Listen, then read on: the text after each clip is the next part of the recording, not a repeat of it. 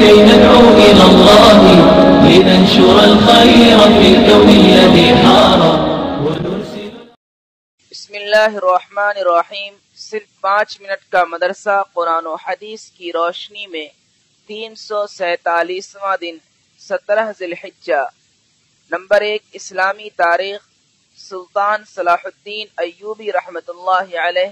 سلطان صلاح الدین ایوبی رحمۃ اللہ علیہ جنہیں فاتح بیت المقدس کہا جاتا ہے 6 صدی ہجری کے بڑے ہی نامور اور کامیاب بادشاہ گزرے ہیں. والد کی طرف نسبت کرتے ہوئے انہیں ایوبی کہا جاتا ہے. ان کی پرورش ایک درمیانی درجے کے شریف خاندان میں سپاہی کی حیثیت سے ہوئی. بادشاہ بننے کے بعد انہوں نے اپنی پوری زندگی بڑے ہی مجاہدے اور صبر کے ساتھ گزاری. انہوں نے اپنی زندگی کا مقصد صرف ایک ہی بنا لیا تھا کہ دنیا میں اللہ کا نام کیسے بلند ہو. ان کے کارناموں میں سب سے بڑا کارنامہ یہ ہے کہ انہوں نے قبلہ اول یعنی بیت المقدس کو آزاد کرا دیا جو تقریباً 90 سال سے عیسائیوں کے قبضے میں تھا. یہ وہی قبلہ اول ہے جہاں حضور صلی اللہ علیہ وسلم نے انبیاء کرام کی امامت کی تھی اور پھر وہاں سے آسمان کا سفر شروع کیا تھا. عیسائیوں نے جب بیت المقدس پر قبضہ کیا تھا تو مسلمانوں پر ظلم و ستم کی انتہا کر دی تھی، مگر اسی بیت المقدس پر 90 سال کے بعد جب مسلمانوں کا دوبارہ قبضہ ہوا تو سلطان صلاح الدین ایوبی رحمۃ اللہ علیہ نے ان سے بدلہ لینے کے بجائے یہ اعلان کرا دیا کہ جو بوڑھے آدمی فدیہ کی رقم نہیں دے سکتے وہ آزاد کیے جاتے ہیں کہ وہ جہاں چاہیں چلے جائیں. اس کے بعد صبح سے شام تک وہ لوگ امن کے ساتھ شہر سے نکلتے رہے. اس کے ساتھ ساتھ ان کو بیت المقدس کی زیارت کی بھی عام اجازت دے دی. سلطان صلاح الدین کا یہ وہ احسان و کرم تھا جس کو عیسائی دنیا آج بھی نہیں بھلا سکتی ہے. نمبر 2 اللہ کی قدرت. برفیلے پہاڑ.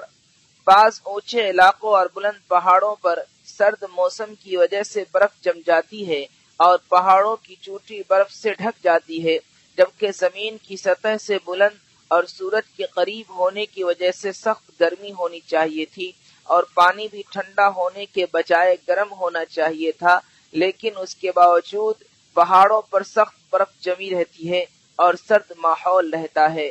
یہی نہیں بلکہ جتنا اوپر جائیں اور زیادہ سردی محسوس ہوگی. ان پہاڑوں کی چوٹیوں پر برف کا جمانا اور سرد ماحول کا بنانا اللہ کی کتنی عظیم قدرت ہے. نمبر 3 ایک فرض کے بارے میں. صبح کی نماز ادا کرنے پر حفاظت کا ذمہ. رسول اللہ صلی اللہ علیہ وسلم نے فرمایا جس نے صبح یعنی فجر کی نماز ادا کی وہ اللہ کی حفاظت میں ہے. نمبر 4 ایک سنت کے بارے میں. اپنے بچوں سے پیار و محبت کرنا. حضرت اقرا بن حابس رضی اللہ عنہ کی موجودگی میں رسول اللہ صلی اللہ علیہ وسلم نے حسین رضی اللہ عنہ کا بوسہ لیا. یہ دیکھ کر حضرت اقرا بن حابس رضی اللہ عنہ نے کہا میرے 10 بیٹے ہیں، میں نے کبھی کسی کا بوسہ نہیں لیا. رسول اللہ صلی اللہ علیہ وسلم نے یہ سن کر فرمایا جو رحم نہیں کرتا اس پر رحم بھی نہیں کیا جاتا. نمبر 5 ایک اہم عمل کی فضیلت. قرآن کی تلاوت کرنا. رسول اللہ صلی اللہ علیہ وسلم نے فرمایا قرآن شریف کی تلاوت کیا کرو اس لیے کہ قیامت کے دن یہ اپنے ساتھی یعنی پڑھنے والے کی شفاعت کرے گا. نمبر 6 ایک گناہ کے بارے میں. رشوت لے کر ناحق فیصلہ کرنا. رسول اللہ صلی اللہ علیہ وسلم نے فرمایا جو شخص کچھ رشوت لے کر ناحق فیصلہ کرے تو اللہ تعالیٰ اسے اتنی گہری جہنم میں ڈالے گا کہ 500 برس تک برابر گرتے چلے جانے کے باوجود اس کی تہ تک نہیں پہنچ پائے گا. نمبر 7 دنیا کے بارے میں. کامیاب کون ہے؟ رسول اللہ صلی اللہ علیہ وسلم نے ارشاد فرمایا کامیاب ہو گیا وہ شخص جس نے اسلام قبول کیا اور اس کو ضرورت کے بقدر روزی ملی اور اللہ تعالیٰ نے اس کو دی ہوئی روزی پر قناعت کرنے والا بنا دیا.